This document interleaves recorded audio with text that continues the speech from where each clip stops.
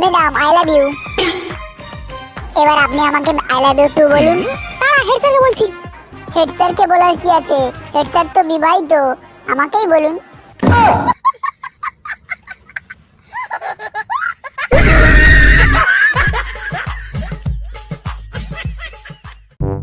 বলতো বল্টু, তোর মা তোকে 100 টাকা দিল, তুই 40 টাকার চাল কিনলি, 20 টাকার মাছ কিনলি আর 10 টাকার মিষ্টি কিনলি, তাহলে বাড়ি এসে তুই তোর মাকে কত টাকা ফেরত দিবি?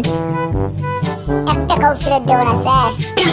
বাজার করে তোর কাছে এখনো আরো 30 টাকা আছে, তবু তুই ফেরত দিবি না কেন?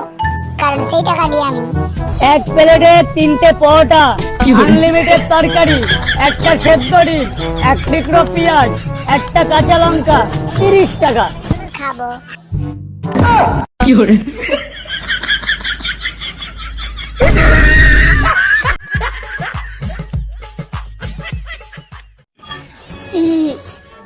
আমার না মোটেও বিশ্বাস হচ্ছে না, আমাদের ফেসবুকে অল্প কয়েকদিনের পরিচয়, তাও তুমি আমার সাথে বিয়ের পিড়িতে উঠে চলে এসে বিয়ে করে নিলে।